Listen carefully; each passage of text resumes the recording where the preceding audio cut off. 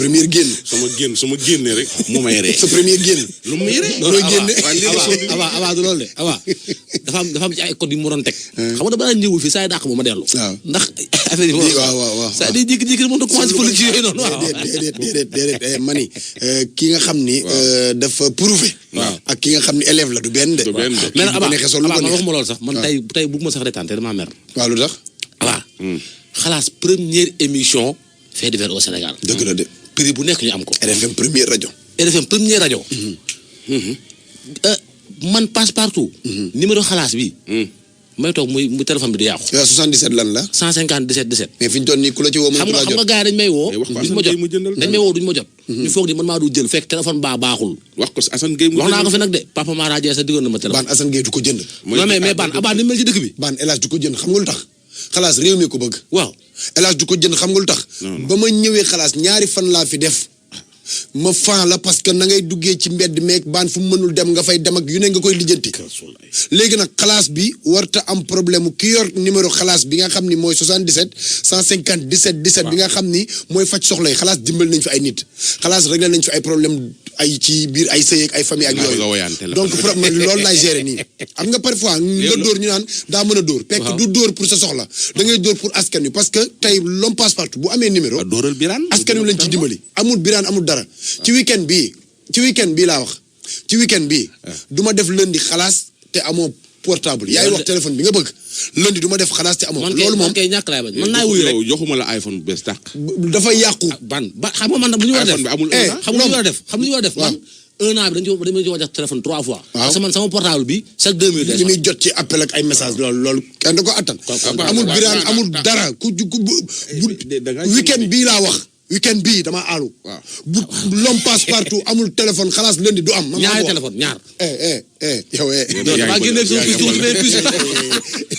nañ dem Aba lu ma la bindal ne yaa ngi bind papa gangster mais te ku ne Amérique voilà benn boy la daal boo xam ne fan yii yëpp ñoo ngi jokkoo man ak moom moom nee na moom ba mu juddoo ba tey li muy dund ci biir kër ga ak papaam neexu ko la ay rakkam di dund neexu ko la yaayam di dund ak papaam neexu ko ndax seen papa nitu problème la papa bi leen jur nee na nag problème bi su fekkoon da ko yemale ci biir kër gi sax ñu mën a wax ba ci koñ bi ba fa mu doon liggéeyee léegi nag booy bi li mu wax dafa bari bi mu waxee pare woo naa paa bi wax ak moom paa bi rejeté lépp lu booy bi wax ma woo yaayu xale bi tamit moom it mu témoigner mu ànd ci li xale bi wax wala mu ànd ak paa bi moom kay damay bàyyi auditeurs ñu déglu seen bopp ñu déglu bu jeex ñu indi leen loo may njëkk a jox xale bi mooy wax ayca maanaam c'est un problème très sensible boo xam ni tey boo ñëwee di ci wax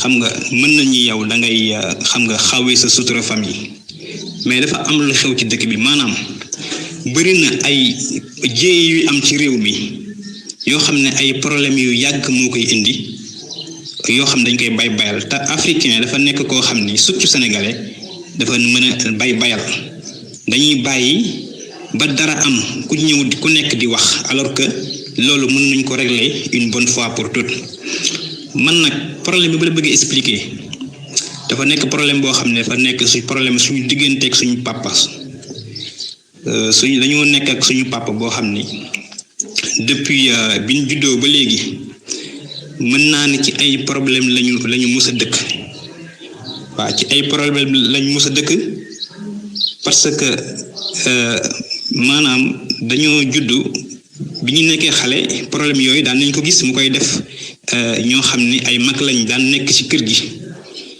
mais ñun dañoo dem ba nga xam ne toll ba ci buntu àdduna mu ñuy teg ay problème yu metti di ko teg suñu yaay mi ngi tudd ki ma lay wax nii suñu papa bii mën naa tudd turam mi ngi tudd Massaly Gueye ñëpp xam nañ ko ñu bari xam nañ ko ci Caaroy Gaar bi ñu gënee nekk xale man daan naa fàttaliku daan na toog ay fan daal di xuloog sama yaay te dépense bi sama yaay daan wër fu ne mu fay wut dépense ñuy dem jamono di dem ba nga xam ne si xaw nañ màgg tuuti su ma nee xaw nañ màgg tuuti maanaam ñu nekkoon ay xale dëgër nañ man maay taawam bu góor parce que amoon na beneen soxna mais dañoo tàggoo à chaque fois mi ngi provoqué di xeex ak ay njabootam maanaam su ma nee xeex sax day mel ni ñaar koy def maanaam di songe di dóore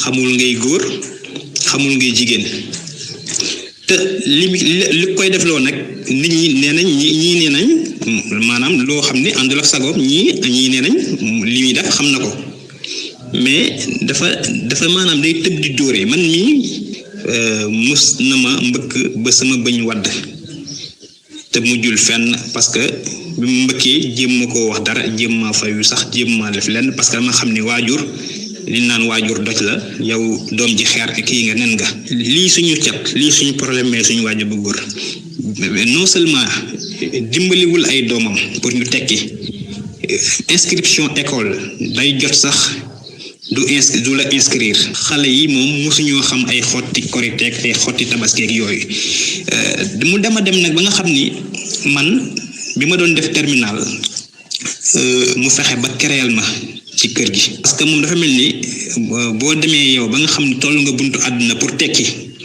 day mel ni moom loolu du bëgg mu am waaw surtout ñi nga xam ne nag sama yaay moo leen jur loolu du bëgg moom mu am mu ma daan fekk maa ngi woon ci benn école privée à Pikine li may wax ni dama koy mesurer bu baax muy fay ba ci digg ba mu ne léegi dootul fay mujj gi sama rakku yaay boo xam ne moom day jàngale moom mu mujjoon di fayal ba ma def sama examen te avant ma doon def sama examen fexe na ba créel ma ba porté ba plainte ba yóbbu ma gendarmerie ban def ma fa ak garde à vue te defuma ko woon dara homme de tenue bi mu nekkoon ba retraité moo tax mu mën yenn yi dafa doon jaay doole waa koñ bi mu dëkk ku mës a sëqat wala xooloo ko bët bu ko neex maanaam muy porté la plainte yóbbu la gendarmerie waa gendarmerie duñ comprendre waa police aussi duñu comprendre ci koñ bi ma lay wax à Thiaroye Gare nga dem laajte que waa koñ bi bu fekkente ne yow majeure partie koñ bi yëpp say dëkkandoo nee nga yow say noonu lañ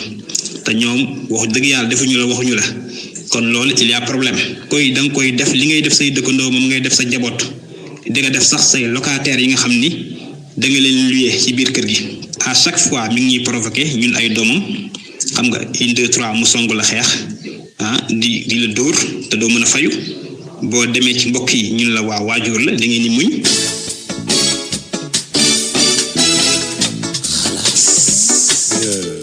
xam nga Aba. paas. booy bi yemee fii. rek xam nga Sénégal gars yi dañ koy sikk. lan moo tax muy ñëw ci rajo bi. waaw dégluwaatal booy bi. mais dafa am samay rakk yoo xam ni ay xale lañ dañoo toll si buntu àdduna xam nga war a tekki am na si ñoo xam ne ñu ngi jàng am na ñoo xam ni instant bi maanaam sëyi nañ xam nga ñeneen ñi ci des xam nga seen jàng dafa mujj yàqu parce que conditions yi difficile rek yi ma lay expliquer moom li ñuy dund ak moom. parce que bu fekkente na nga nekk sa waajur yow ju la toppatoo xam nga yaru la si diine yow xuloog xeex histoire kese ngay dund ak moom bon loolu condition yooyu boo ciy dund c'est pas évident nga réussir xam nga léegi nag man damay alerter parce que li may bañ mooy jéyee am parce que lii mën naa dem ba nga xam ne si mën na indi musiba yàlla xam na ni ñun suñu kër kenn toxu fa yàmba kenn toxu fa cigarette kenn sàcc fa kenn fenu fa kon kooku nag boo amee doom joo xam ni tuxul sàccul fenul agressé wul tooñul doomu jàmbur mais man li ma gis du loolu li ma gis mooy dafa bañ ñun ñu tekki waaw parce que man mii damaa mujj génn këram te waxuma la ñun mais même sa jabar sax boo ko takkee indi ko ci kër gi dina fexe ba provoqué ko ba sa jabar moom dootul bëgg dara ci kër gi bu ko defee nag nooy mujj def da ngay mujj jël sa jabar yóbbuwaat ko ci ay mbokkam wala nga mujj jël ko nekk ak moom te pourtant sama yaay mi ngi ci kër gi elle a 50 ans xam nga ay quelque li mu mënoon li mu mënoon bi mu nekkee xale mënatu ko xam nga kon ñun bu ñu amee yërmande ba fas jom ba tekki ba takk jabar indi ko suñu kër kon bëgg nañ suñu yaay noppalu bëgg nañ moom aussi mu noppalu mais moom il a plus de sama papa il a plus de 60 ans te mënul am jàmm man loolu si boppam doy baan moo ma jaaxal parce que dama yaakaar ni woon heure bi da ko waroon fekk muy dem jàkka ñëw di ñu ñaanal si say doom yoo xam ne tey yow mën nga ni kenn dungu ci macha allah amul kenn koo xam ne si mën nañ la wax ni kii nit ku dëng la ak jamono ji nu mu garaawee ak jamono ji ñi nga xam ne si noonu la jeunes yi inconscient wee ñi nga xam ne si noonu la jeunes yi mën a duggee ci ay tooxi doona may alerter à chaque fois ñu ngi jël samay rakk di leen porter plainte police wala gendarmerie te defuñu ko dara day dem beneen gendarmerie wala beneen police parce que day dem ba nga xam ne ñoom dañ koy découvrir xam ban genre nit la xam ni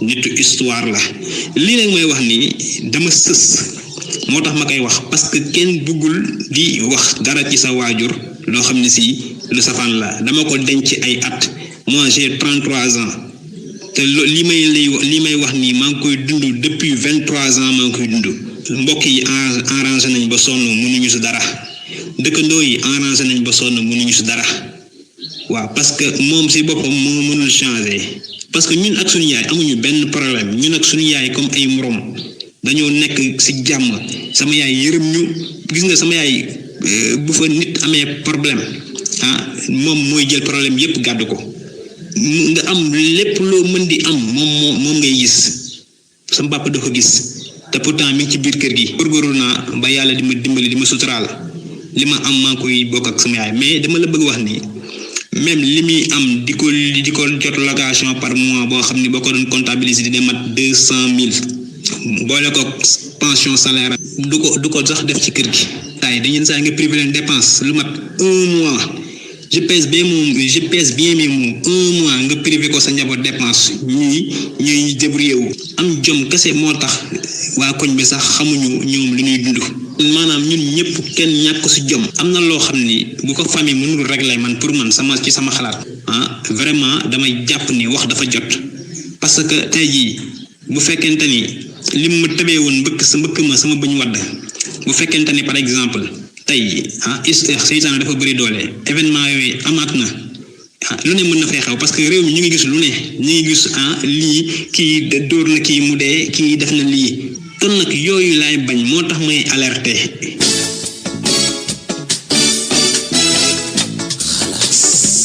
baat ànd naa ak moom de. non booy bi daaneelagul de. ànd naa ak moom de ci ni mu teelee ñëw nii teel a wax. booy bi daaneelagul. parce que li ci des dañ koy denc bu suba. ba jot nañ paa bi war nañoo gisee paa bi mu joxe version. mais tamit yaay ji wax na waaye balaa yaay ji wax ñuy félicité wax baax brigade territoriale bu Sangalkam. parce que dafa am ñu mu jàpp ñoo xam ne ay malfaiteurs lañ doon sàcc ay xaru laadum. fële ca domicile Maysa Diawo. alias Boy Kayre. Boy Kayre mooy kër Boy Kayre ña fa doon sàcc. mooy guddi le 18 ak 19. guddi googu 19 août ca Kër Ndiaye Lo. Kër Ndiaye Lo waaw. commune de Mbambilor. braqueurs yi nag ci boppam 6 personnes lañ. 6 lañu. gendarmerie jàpp na. 4. kenn ki mi ngi tudd Mor Gaye dawalkatu sareet la dëkk Kër Ndiaye Lo. kenn ki ci des mi ngi tudd Ablaye Ka am 22 ans dëkk Daaru Musti. nee am Daaru Musti mën na faa juddoo te dëkk fa nag. waaw célibataire la dëkk Kër Ndiaye Lo. Kër Ndiaye Lo la dëkk sax dafa juddoo Daaru Musti rek. keneen ki mi ngi tudd Maalo Saw judd 1985 dëkk moom it Kër Ndiaye Lo ab chômeur la. kenn ki mi ngi tudd Mohamed Saw am 22 ans dëkk Kër Ndiaye Lo ñeneen ñaar ñi des. gendarmerie ngi leen di wër yu tar. ñu demoon kër Boy Kayre. nga ne waa ji chômeur la. waaw chômeur. du chômeur kay voleur la. ok voleur la waaye ku xamul xarañ gi gendarmerie xarañ. ak police xarañ gu ñu xarañ. ku ko ñàkk xam rek loo neex def. loo neex defal mos. moom kay ku ñàkk xam loolu rek. lu leen intéressé waaw laay dafa am benn kii bu mu jox benn sëram. kan laay fan Ablaye Diop mii. damay bañ ma génn mu dóor ma. benn sëram bu tudd. kii kay dédicace la lay may ñëwal. benn sëram Mirem Mbaaw. dafa fàtte kalpem ci benn taxi. bu ko jëlee Wakaam yóbbu ko Bewa bu Nord Foire. pour koo gis na ko dimbali dafa am ay PSM yëpp. ak xaalis bu takku bu ci nekk. am na nag neexal bu duun boo xam ne mi ngi xaar taximan bi. am na solo su ko gisee mu indi ñu ko fii ci rajo wala mu woo ñu 77 150 17 17. xam naa ne fii ak samedi moom ku ma ci woo di nga ma jot incha allah. am na solo incha allah. am na xale boo xam ne ñaaxaar la dëkk daal. ñaaxaar la dëkk boor yu Fatick gis nañ ko mu nga fële ca Thiès benn xale taalibe la waaw mi ngi ca carte bu ñu naan quartier Jaxaw. xam naa ne turu xale bi kii bindu ko. Cheikh Anta bindu ko. mais audio bu xale bi di waxee mi ngi nii xam naa ne suba lañ ko mën a diffuser. incha allah Aba. xale bi doon wax. yaayam ji nga xam ne 1985 la dugg ci néegu baayam di fa sëy. moom la àndal di dund li xale bi wax lépp mënul jàll tey mais dem naa wax ak yaay ji. ni ko mère lii lépp di xew sa doom di ko expliquer lu metti la lu la fa téye waaye lii la ma wax. fii ma ñëwee ci kër gi ba léegi fii presque xanaa bi xale yi commencé di am 10 ans 11 ans ci la paa bi commencé problème yi sax moom fi ko fekk parce que soxnaam mu njëkk la yoon bu mu nekkee moom itam ak problème nekkee nag moom ba mujj tàggoog moom. soxna su njëkk daa njëkkoon am soxna doon dund lii ba soxna si tàggoog moom. non amoon naa moom 4 doom bi muy tàggu moom kooku. après yow nga ñëw. ba commencé ba am fi ay doom ba ñu commencé am ay 8 ans 9 ans 10 ans ba 11 ans ci la commencé fekk daan histoire ci mbedd mi histoire waa koñ bi leen yóbbu ci yoon ci mbedd bi ñëw daan ne xale yi bii damaa saaga kii damaa def lii xale yi génn ñu def xeexoo léeg-léeg mu kii ci biti xeex daal di ñëw woo xale yi ñu topp histoire boobu yenn saa ñu xaañ leen mais te boobu presque amagul sax 13 ans léegi bi xale yi amee ay 11 ans 12 ans ci la commencé ci la commencé di nekk ci mbedd mi di xeex di jote su xeexee wala mu ñëw ni xale yi dañ maa saaga wala dañ maa def lii xale yi génn ñoo tam commencé di histoire. paa bi moo daan génn ci biti di xeex ak waa koñ. waa koñ bi daan joteel ak guddi ñu génn xeex bi ma ne xale bu kenn génn di xeex parce que ñëw leen ci àdduna ngir xeex bu ma defee loolu nag ci lay commencé téye dépense am bu ma jox de. waaw su téye dépense am moom fu muy lekkee. day jënd restaurant day jënd daan day jënd. 85 nga dugg ci kër gi 85 ba léegi lii ngay dund. ba léegi si may la saa yu defee problème ba nu arrangé mu toogaat ay temps bàyyi mu koy ba léegi mu commencé waat. waaw xamoon ndax yow mi nga xam ne yaa ko gën a jege di soxnaam yaa ko gën a xam xamoo ndax lii muy def moo ko tey wala tayi ko. en tout cas daal xam naa toxul mandiwul dërëdiwul moom xam naa ne moom waaw waaye problème yi moom da koy yëngul ci kër gi dong tax ndax bu doon ci famille dong la ko yemale woon kon nga mën a wax mais fu mu daan liggéey sax dafa am ay problème waaw xam naa liggéey sax ci gendarmerie dañoo mujj ay temps ñu ne ko toogal li nga soxlaa nañ la woo waaw lii sax demee ba def ko loolu problème moom di yóbbu léegi ko ci famille bi dong ñëpp koñ beeg ñëpp lay joteel ak locataire am ñëpp lay joteel ay jàppaatam bi jëkkoo nekk ci kër gi te daan amoon ñoom problème ba ñooñu ñëpp génn ba dem. waaw léegi moom dégg naa sa doom yi am na takk lañ jabar waaye ku ca takk jabar indi ko ca kër ga mu xatal la dóor la bëgg a génn. jëlee nag génne ñu ñëpp li génne am na ki nga xam ne ki la kii bind kii bi nii kii wax affaire bi nii jàppal da ko indi woon ci kër gi fii ma nga nekkoon Daaru Musi sa jàngale wér njëkkoon ne waaye ba mu fa jógee ñëw Daaru Musi mu waaye fi jabaram mu ne ko fekk sa jëkkër fam ne waaw dara bañ a jox dépense moo tax mu bàyyi la ci kër gi te fekk moom may toggal ndax njëkk naa génne ki nga xam ne mooy rakkam ak jabaram génne na ko ci kër gi ba usine wut mu koy génne mais diggante wut néegam jël xale bi delloo kër yaayam. waaw léegi moom ana ay mbokkam lu ñu wax ci mbir mi ak say mbokk lan lañ ci wax. ay mbokkam ak say mbokk yëpp arrangé nañu ba sonn dañoo ñëw wax ba sonn.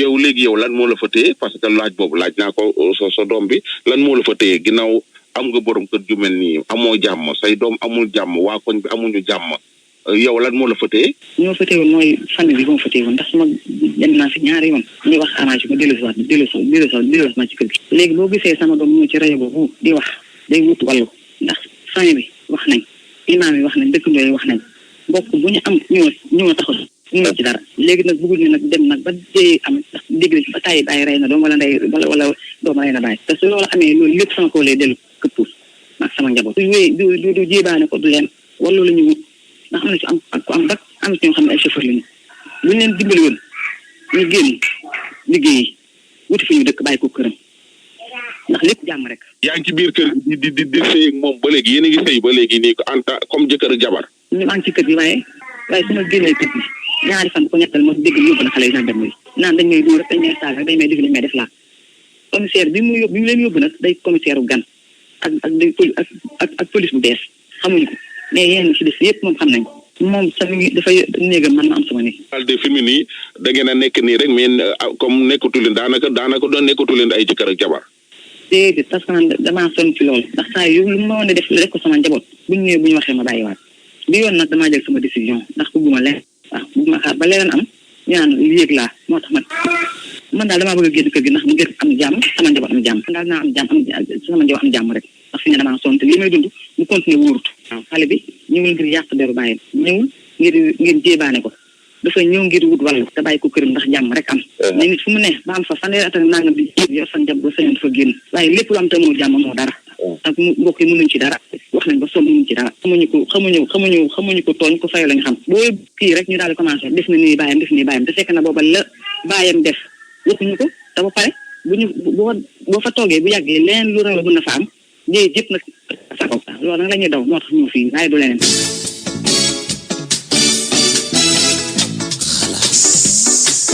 ko nit. bu problème dee waaj am. fi ngay yaakaar ni boo fa demee ñu dimbali la. foofu ngay dem moo gën ñu toog xaar ba leneen xew fa ñu naan kii warul woon def li wala kii warul woon def li man booy bi il a bien fait laay wax. mais faw paa bi wax ba noppi. paa bi waaw paa bi dinañ après dañ fa yebal passe-partout ou bien ñu woo ko waaye passe-partout dafa mel ñemewul paa bi. man kat retour yi may jot nii. message yi ngeen di jot ci paa bi. page Facebook bi surtout suñu page Facebook bi. gars yi dafa mel dañoo xam paa bi ak waa kër geeg yooyu. am nañu ko xam bon ñun nag ñun xamuñu ci kenn wax dëgg yàlla. dañuy bëgg di informer juste et vrai comme ni ma ko waxee woon paa bi. paa bi ma ko woowee téléphone explique ko affaire bi mun ma man sama bopp nee na ma soo leen fi waxee loo leen war ta wax yéen ñëpp lay tëj paa bi wax na ma loolu. ñuy dégg ku ciy wax na nga xam looy wax man ko góor gi ma man ko fii kenn ragalu jot nañu xibaar jox nañ la ko man li ma bëgg sax mooy ngeen toog waxtaan. mais gis naa ni booy bi ci boppam nee na ma Ndoye Bane dama bëgg sauver sama po. sauver sama po rak ak samay po yaay. moo tax ma bëgg a dénoncer li Sénégal gépp dégg ko ndaxte ñëpp a ngi dégg diw rey na baayam diw rew na doomam diw rey na jabaram yooyu nag ay bomb la yuy màgg ci biir kër yi gars yi di ko nës-nësal di ko nës-nësal ba mu xëy suba ni bëm Sénégalais dafa mën a seetaan comme ni yàlla mënee seetaan xam nga yàlla abaa dalay tooñ yàlla toog di seetaan wallaahi Sénégalais yi nag ñoo dàq seetaan yàlla dañuy gis benn bomb fee abaa ma yàgg naa ko fee wax abaa damay pes passe-partout di ree abaa di ma mbéj passe-partout di ree au lieu que passe-partout ni abaa bàyyil Ndoye Bane mi ngay mbéj du ko def aba passe-partout day toog naan bi laay abaa mën a mbéj ma xëy suba jël sama paaka ni ko dabb abaa léegi nag passe-partout ni ma lu tax ngay def lii te bi ma abaa di mbéj ana 10 ans Ndoye rey na ko voilà c'est ça yooyu ci boppam moo bari mais nag man ban pour man booy bi ci waxam waroon na jël ay responsabilité bu yàgg. depuis à l'âge de 23 ans mu commencé dund lii. ba 33 ans. waaw waroon na moom pendant 10 ans. waaw waroon na ci xalaat xëy na fexe nu mu def ba boot ay rakam ak yaayam. mais est-ce que amul moyen yi waaw mais ban moyen mënoo toog di ko am. déedéet parce que boo demee am 33 ans dina sa papa aussi tamit. kii day jàng. waaw day jàngale. waaw mu amul ay moyens yor yaayam peut-être. yor ay rakam yëpp munu ko. te dafa am jabar ami doom. yooyu du ci duggee du ci génn. il faut mu dem am ay moyens pour def yooyu ay ponk li mu jëm amoo kër bëgg luy ay location ak yooyu mënoo ko. comprendre nga. léegi jabar doom ñu ngi ci kër papa ji. kanti déedéet jël moom génn na kër ga pour bañ problème génn na kër ga. ma nga daaru mus di jàngale génn na kër ga yóbbaale jabaram ak doom mais yaayam ak rakkam ñoo fa ne. te lam doon dund la yaayam ak rakkam di dund ba léegi nii ci kër gi. démb paa bi dafa bëggoon a dajji néegu booy bi am na néeg bu fa nekk boo xam dafa am ay bagage foofu.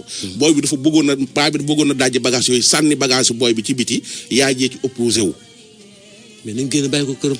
waaw suñ génnee fu ñu jëm en tout cas yal na yàlla indiwaat ci seen kër ga ñu amaat ñoom ñëpp jàmm. mais baan fexeel tey am paa bi. pour suba ñu gën a. xam naa mi ngi moom la ko song moom. waaw dinaa ko.